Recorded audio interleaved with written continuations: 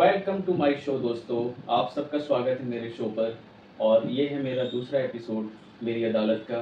और आज हम एक बहुत ही इम्पॉर्टेंट केस के विषय में जो है डिस्कस करने जाएंगे, जो कि आपकी लर्निंग एंड एजुकेशनल पर्पज़ के लिए काफ़ी इम्पॉर्टेंट है और आप इसे एंटरटेनमेंट पर्पज़ के लिए भी काफ़ी इंजॉय करेंगे। सो आगे बढ़ते हैं शो में। इसके पहले मेरा आपसे एक सिंसियर रिक्वेस्ट है कि मेरे चैनल को लाइक और सब्सक्राइब करना ना भूलें और बेल आइकन ज़रूर दबाएं, ताकि आगे की एपिसोड्स और वीडियोस आप तक जो है बेल आइकन के ज़रिए ज़रूर पहुंच पाए। धन्यवाद Gupta ji, thank you so much. आपने ऑफिस को बहुत अच्छी तरीके से सेटअप किया है। मैं देख पा रहा हूँ कि कंप्यूटर भी वर्किंग है और नेम प्लेट भी आपने काफ़ी अच्छी तरीके से बनवाया है। बहुत बहुत थैंक यू जिन्होंने नेम प्लेट बनाया और आपकी भी मेहनत को। आज मेरी कोर्ट में पहला केस आया है और ओथ सेरेमनी के बाद, शपथ ग्रहण समारोह के बाद में ये जो पहला केस है, इसको शुरुआत करने से पहले हम जैसे कि हमारे घर में जो है हमेशा भगवान की जो है प्रार्थना करते हैं, तो मेरे कार्यालय में भी ऐसा ही होगा, मेरे कोर्ट में भी ऐसा ही होगा। हम जो है पहले केस की शुरुआत से पहले जो है भगवान की वंदना करेंगे। आपको समस्या इसमें क्या है? मतलब छोटवानी साहब, आपको समस्या क्या है इसमें? छोटवानी साहब, तिवारी जी का कुछ कहना नहीं है, आपको समस्या क्या है? प्रार्थना तो होती रहेगी छोटवानी साहब। आपको अगर प्रार्थना पसंद नहीं आती है तो आप थोड़ी देर के लिए जो है रेस्ट रूम में जा सकते हैं, पर मेरे कोर्ट का जो पहला केस है ना, प्रार्थना के साथ ही शुरू होगा छोटवानी साहब, ठीक है ना?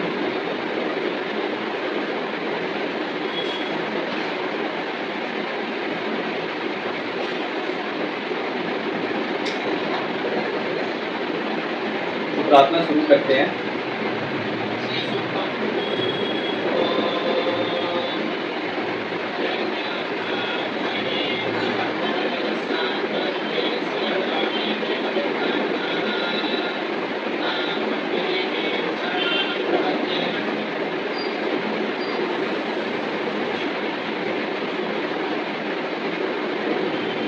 तो केस की कार्रवाई जो है शुरू करने से पहले मैं आपको केस के बारे में ब्रीफ कर दूं कि क्या केस हमारे कोर्ट में आया है। आज का जो केस है वो है स्टेट वर्सेस अनुपमा देवी, और इसमें अनुपमा देवी को जो है पुलिस ने हिरासत में ले लिया है और आज उनकी कोर्ट में पेशी है। और स्टेट की तरफ से जो कंप्लेन फाइल हुई है स्टेट के लिए, वो है आर कुमार, जो उनके लड़के ने कंप्लेन फाइल की है अनुपमा देवी के खिलाफ।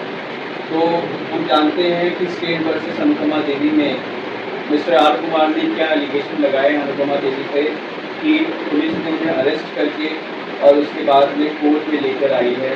तो पहला केस जो है माँ बेटी का है। बड़ा ही दुखदाई है कि बेटे ने माँ पे केस कर दिया और हम उसकी सुनवाई कोर्ट में कर रहे हैं, पर हम तो जज है, हमारा काम है कि कोर्ट में जो भी केस आ रहे हैं उसकी सुनवाई करना निष्पक्ष रूप से। और न्याय सबके लिए खुला है, चाहे वो माँ हो, बेटा हो, बाप हो, दोस्त हो, क्लाइंट हो, कंपनी हो, कॉर्पोरेट हो, कोई भी हो।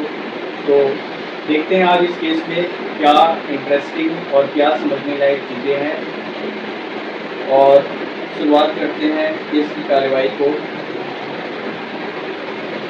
केस में मेरे सामने दो वकील हैं, मिस्टर छोटवानी जो कि अनुपमा देवी की तरफ से हैं, और मिस्टर तिवारी जो कि पब्लिक प्रोसिक्यूटर हैं और मिस्टर आर कुमार की तरफ से है। तो अनुपमा देवी के वकील मिस्टर छोटवानी हैं और ये केस शुरू की जाए।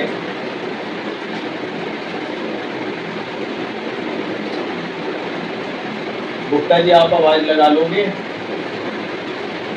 गला खराब है गुप्ता जी का, आज आवाज़ मुझे ही लगानी पड़ेगी। तो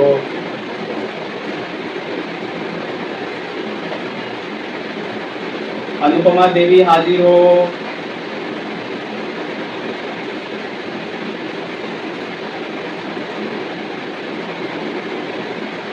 क्या हुआ छोटवानी साहब? आ रही हैं आप? क्लाइंट आ रही है, आप टेंशन ना लें। आप तो बात बात में इसमें इतना टेंशन ले लेते हो कि आपकी जगह मेरे बाल झड़ने लगे। अच्छा, बाल से मुझे ख्याल आया, बाल से मुझे ख्याल आया कि मेरे जो बाल है वो मैंने कटवा लिए। भाई साहब, गुप्ता जी इसमें तो आपकी आवाज़ निकल रही है। बाल जो है मुझे कटवाना पड़ गया दोस्तों, क्योंकि पिछले 3 साल से मैंने बाल बढ़ा रखे थे और कहीं ना कहीं मैं तेरे नाम का रूप लेने वाला था, पर तेरे नाम का सेकंड पार्ट में बन गया अभी। तो आई होप आपको अच्छा लग रहा होगा ये सेकंड पार्ट वाला राधे मोहन। ठीक है, इसके पीछे भी कुछ है डिज़ास्टर, वो मैं कुछ कोड में बता करके आप लोगों का जो समय वेस्ट नहीं करना चाहूँगा। हो सकता है आगे कभी चर्चा करेंगे तो बताएंगे, क्योंकि अनुपमा देवी आ चुकी हैं और हम केस की कार्रवाई को आगे बढ़ाना चाह रहे हैं। जी नमस्कार।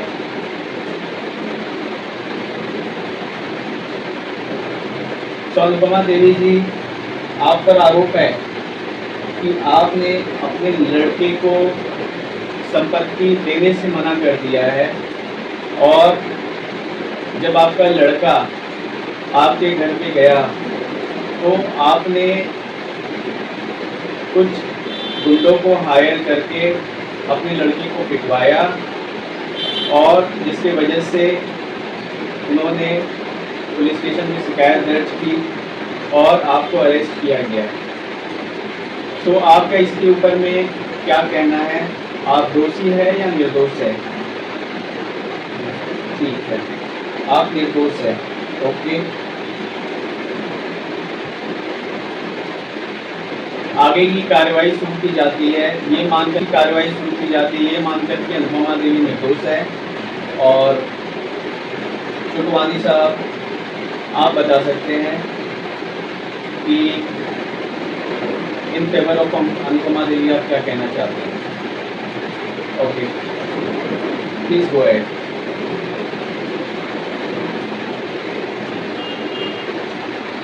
ऑर्डर ऑर्डर ऑर्डर, थोड़ा शांति बनाए रखें, थोड़ा शांति बनाए रखें। छोटवानी साहब थोड़े सोफिस्टिकेटेड है, बहुत ही धीरे बात करते हैं, तो मुझे सुनने में थोड़ी दिक्कत होगी। थोड़ी शांति बनाए रखें। हाँ जी छोटवानी साहब बताएं। ओके ओके, हाँ ऐसी बात है। ठीक है ठीक है ठीक है, ओके। अनुपमा देवी जी, आपसे ये मेरा अनुरोध है कि बच्चे को जितना पीटना है आप पीटिए, गुंडे हायर करने की क्या जरूरत पड़ेगी?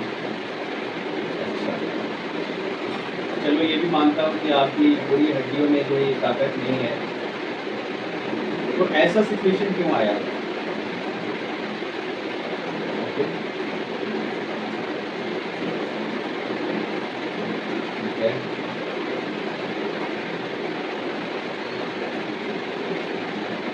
ठीक है। अच्छा अनुपमा देवी जी, आप मुझे ये बताइए कि आपको 12 जुलाई के दिन जो है अरेस्ट किया है पुलिस ने, कितने बजे अरेस्ट किया है आपको पुलिस ने? कुछ टाइम आपको अंदाजा याद होगा? 7:30 बजे। ओके, शाम की या सुबह? शाम को। ओके, तो पुलिस जो अरेस्ट करने आई थी उसके साथ में कोई महिला कांस्टेबल थी? महिला कांस्टेबल नहीं थी। और शाम को 7:30 बजे आपको अरेस्ट किया गया। आपको कोई अरेस्ट वारंट शो किया गया? अच्छा, आपको थाने में पूछताछ करने के लिए ले जा रहे हैं और उसके बाद आपको जो है बंद कर दिया। ओके, तो आज आपकी केसिंग जो है 13 जुलाई को हो गई है कोर्ट में। आपके साथ कुछ ऐसा गलत व्यवहार तो नहीं किया गया पुलिस स्टेशन में? ओके, ठीक है। ठीक है अनुपमा जी, हम आगे जानेंगे कि आपको आप जो है अपनी संपत्ति अपने बच्चे को क्यों नहीं देना चाहती हैं और आपने गुंडे क्यों हायर किए उन्हें पिटवाने के लिए। इन सब चीज़ों के बारे में हम बाद में समझेंगे। अभी के लिए आप जो है बैठ सकते हैं। मिस्टर आर कुमार को बुलाया जाए। गुप्ता जी, राज की गोली खा लो, मुझे आवाज़ लगानी पड़ी है। आर कुमार हाजिर हो। जी नमस्कार। मिस्टर आर कुमार, कैसे हो आप? अच्छे हो? अच्छे तो रहोगे ही आप।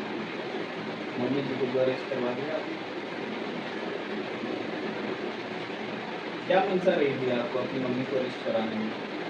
और ये चोट कैसे लगी आपको सिर पर? अच्छा, कितने लठैत थे जो आपको पकड़ पकड़ कर जो पीटे हैं? 5 लठैत। किस समय आपकी पिटाई हुई है?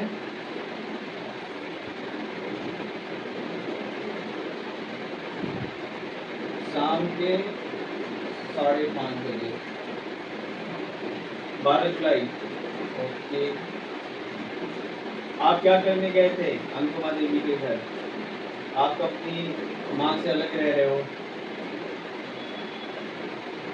अच्छा, अपनी संपत्ति मांगने के लिए गए थे।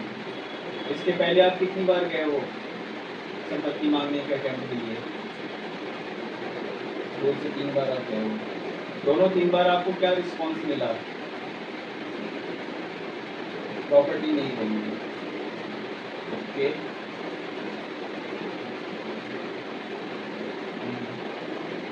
ठीक है, मानता हूँ आप अपने एडवोकेट के साथ ठीक है। आपने उन्हें नोटिस भी भेजी थी? ओके, नोटिस का क्या जवाब आया आपको? कि आप मेंटेनेंस नहीं दे रहे हो। अच्छा, तो क्या आप मेंटेनेंस दे रहे हो? नहीं दे रहे हो। ओके, तो जैसा कि आप जानते हो कि आपकी माँ विडो है और प्रॉपर्टी जो है पैसा जनरेट नहीं कर रही है। प्रॉपर्टी स्टेबल है, एसेट है और वो कोई पैसा देने वाली चीज़ तो है नहीं, ना उसमें कोई दुकान है, ना कोई कमाई का जरिया है। मांगता हुआ था संपत्ति है, एंसेस्ट्रल आपकी संपत्ति है, पर आपकी माँ जो है रोज़ खाना पीना जो है अपना डेली लाइफ कैसे गुजारेगी अगर आप मेंटेनेंस नहीं दोगे? वो कमाती भी नहीं है, कुछ करती भी नहीं है, आप मेंटेनेंस दे ही नहीं रहे हो। ये उन्होंने चार्ज किया है आपके लीगल नोटिस के रिस्पॉन्स में, इसलिए वो आपको प्रॉपर्टी नहीं देना चाहते हैं। तो सबसे पहले मिस्टर आर कुमार आपको ये बता दूँ कि आप अपनी विधवा माता जो कि कोई अर्निंग नहीं कर रही हैं, उनको मेंटेनेंस देने के लिए बाध्य हो। संपत्ति में अधिकार लेने के लिए आप तो पहुँच गए और 4 लाठी खा के आ गए, पर आपको मेंटेनेंस देना नहीं है। तो मेंटेनेंस जो है वॉलंटरी नहीं है, ये ऑब्लिगेटरी है, क्योंकि आप इकलौते लड़के हो उनके और आप अगर उनकी देखभाल नहीं करोगे तो कौन करेगा? ठीक है मिस्टर आर कुमार, मैं समझ रहा हूँ कि आपकी कमाई कम है। आपकी कमाई कितनी है? 20,000 रुपये। और आपके डिपेंडेंट? आपकी वाइफ है और एक बच्चा है। ठीक है, बच्चा कितने साल का है? बच्चा है 2 साल का। ठीक है, आपकी शादी को कितने साल हुए? 4 साल। आप अपनी माता के साथ कितने दिन तक रहे शादी के बाद? या आपकी शादी माता के राजी खुशी में हुई, समझौते में हुई, परिवार के साथ हुई? अच्छा, परिवार के साथ ही समझौते में हुई। 6 महीने रहे आप शादी के बाद माता के साथ, उसके बाद क्या हो गया? अच्छा, वाइफ ने कह दिया कि अलग रहना है, तो आप अलग रहने लगे। बड़े आज्ञाकारी पति हो आप। अब मुझे ये भी जानना है कि आप कितने आज्ञाकारी बेटे हो। तो आपने जो है वाइफ के कहने पर अपनी माँ से अलग हो गए, पर आपने क्या अपनी माँ को वापस फ़ोन करके हाल-चाल उनका पूछा या फिर उनकी मेंटेनेंस वगैरह के बारे में कुछ विचार किया? अच्छा, आप लोगों में बातचीत नहीं की 2 साल से, ओके।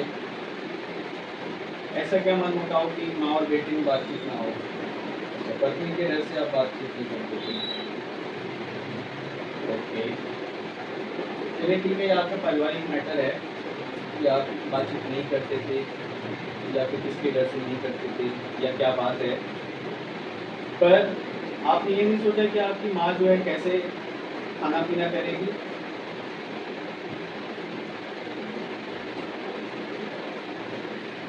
20,000 में मानता हूँ कि आपको अपने परिवार को चलाने में दिक्कत होती है, पर आपको उसमें से ही कुछ पोर्शन जो है अपनी माता को देना चाहिए।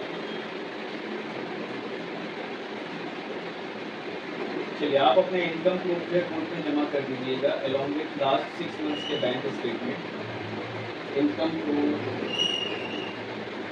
आपकी 3 मंथ्स की पे स्लिप और लास्ट 6 मंथ्स का बैंक स्टेटमेंट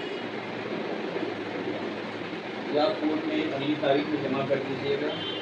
और आपकी इनकम का वेरिफिकेशन होगा कि आप 20,000 कमाते हैं या इससे ज़्यादा,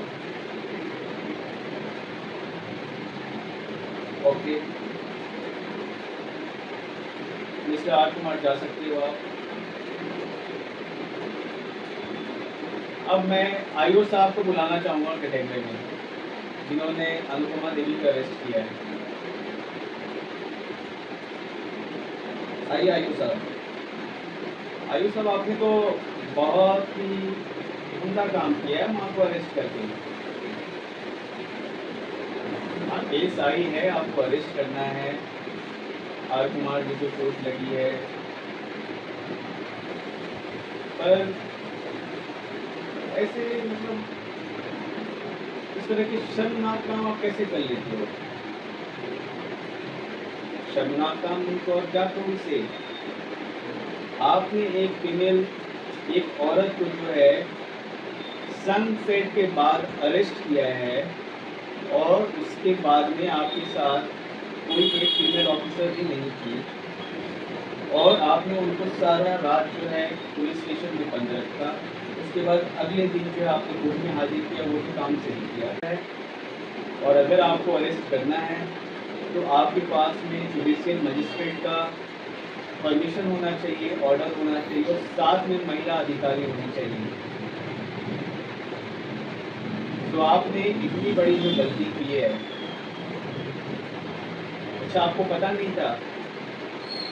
कितने साल से आपको पुलिस स्टेशन में? अच्छा, नई भर्ती है, 6 महीने हुए हैं। अरे आयु साहब, जब 6 महीने आपको हुए हैं और आपने अरेस्ट किया, कुछ तो पढ़ाई लिखाई की होगी पुलिस की नौकरी के लिए, या आपके सीनियर ने कैसे साइन कर दिया अरेस्ट में? सोचने वाली बात है ना।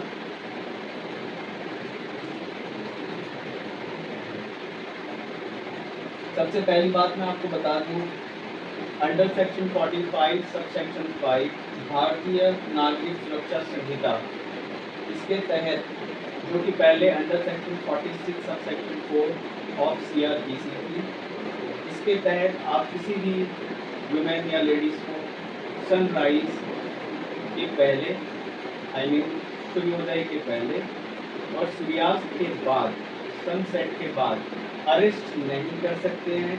अगर आपके पास जुडिशियल ऑर्डर है तो आप वो कोर्ट में सबमिट करें, ओके। चलिए, तो आपने मान लिया कि आपके पास जुडिशियल ऑर्डर नहीं है, इस बात का कोई डिस्कशन नहीं बनता है कि आपके पास जुडिशियल ऑर्डर नहीं थे, आपने इलीगल अरेस्ट और डिटेंशन किया है, जो कि आपने अनुपमा देवी को 7:30 को अरेस्ट किया है शाम को, राइट? 7:29। अनुपमा देवी ने अपने बयान में कहा है 7:30, आप कह रहे हो 7:29, चलो मान लेते 7:29। आपको पता है उस दिन सनसेट कितने बजे हुआ था? अच्छा उजाला ही था, 7:30 बजे तक उजाला था। ओके, तो आयु साहब मैं एक बात बता दूं कि आपको उजाले से सनसेट का कोई लिंक नहीं है। उजाला हो सकता है, पर सनसेट की टाइमिंग उस दिन जो है साइंटिफिकली और रिकॉर्डेड जो है 7:21 शाम की है। तो 7:21 चंद सेकंड के बाद के भी कुछ अरेस्ट है तो वो आपके आफ्टर सनसेट अरेस्ट में आ जाते हैं, जबकि आपने 7:29 को अरेस्ट किया है। 7:29 का अरेस्ट जो है इलीगल अरेस्ट है, इलीगल डिटेंशन है। और आईओ साहब इसके लिए आपके ऊपर में जो है कानूनी कार्रवाई की जाती है। आपको under section 43 sub section 5 of भारतीय नागरिक सुरक्षा संहिता मैं ये डिपार्टमेंट को आदेश देता हूँ कि आयु साहब के खिलाफ डिपार्टमेंटल इंक्वायरी बिठाई जाए और इसका रिपोर्ट जो है अगली डेट तक जो है कोर्ट में सबमिट हो।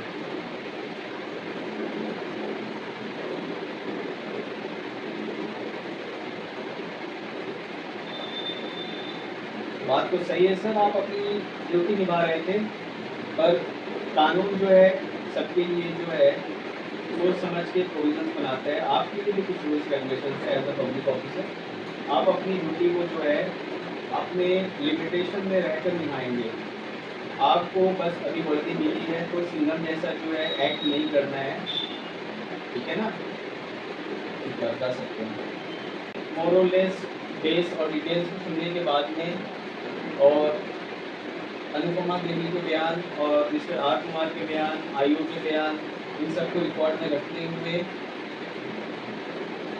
ये कोर्ट आगे की कार्रवाई और जो डॉक्यूमेंट सबमिशन के लिए इंस्ट्रक्शंस है उसको दोनों एडवोकेट, दोनों साइड के एडवोकेट्स को जो इंस्ट्रक्शन देती है कोई डॉक्यूमेंट्स की जो कोर्ट में सबमिट करे। पुलिस के इंस्ट्रक्शंस जो है डॉक्यूमेंट सबमिट करने की वो पुलिस सबमिट करे अगले डेट तक। और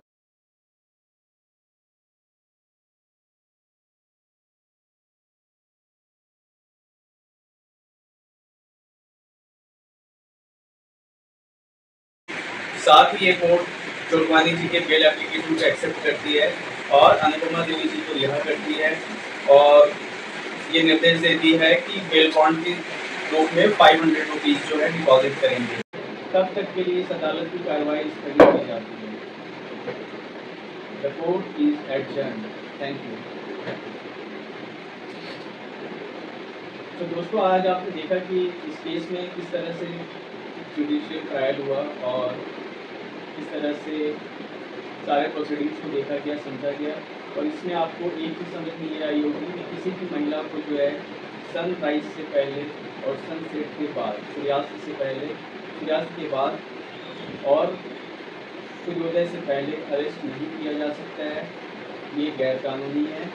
अगर पुलिस को अरेस्ट करना है तो उसके लिए जुडिशियल मजिस्ट्रेट के ऑर्डर उनके पास होने चाहिए कि कोई भी महिला जो है पुलिस से मजिस्ट्रेट ऑर्डर और अरेस्ट वारंट जो है मांग कर देख सकती है और साथ में महिला कांस्टेबल होनी ज़रूरी है।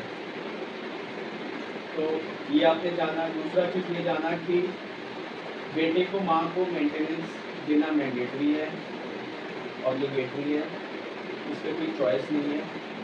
और अगर माँ खुद से सेल्फ अर्निंग नहीं कर सकती है या फिर उस प्रॉपर्टी में है वो प्रॉपर्टी जो है पैसा देने वाली नहीं है जिससे उनका गुजर बसर हो सके, तो उनको मेंटेनेंस देना मैंडेटरी है। और उसके बाद आपने देखा कि अनुपमा देवी ने कुछ जो है इलीगल काम किए जो कि कुछ लोगों को हायर करके या फिर कुछ लोगों के जरिए अपने बेटे को पिटवाया। उसके बारे में हम आगे ट्रायल और डिटेल्स को समझेंगे। वो कहीं ना कहीं जो है गैर कानूनी है, पर वो वैसा करने का नौबत क्यों आया वो भी हम समझेंगे। और बाकी के की पॉइंट्स आपने और क्या समझे इस केस में आप कमेंट के जरिए हमें बता सकते हैं। अगर कोई इन्फॉर्मेशन आपको लगती है कि मेरे तरफ से गलत है या मैंने सही तरीके से उसको हैंडल नहीं की है तो आप वो कमेंट में बता सकते हैं ताकि मैं अपने आप को करेक्ट कर लूँ। क्योंकि देखिए ऐसा है कि दुनिया में ना कोई भी जो है 100% जो है ओके और प्रूफ टेस्टेड होके नहीं आता है। सब में कुछ ना कुछ कमियाँ रहती हैं, उस कमियों को जो है मैं भी एक्सेप्ट करता हूँ और उसको मान करके जो है आप लोगों के फीडबैक और सुझाव का मैं इंतज़ार करूँगा। तब तक के लिए सी यू, बाय बाय और ऐसे ही मुस्कुराते रहें। Thank you.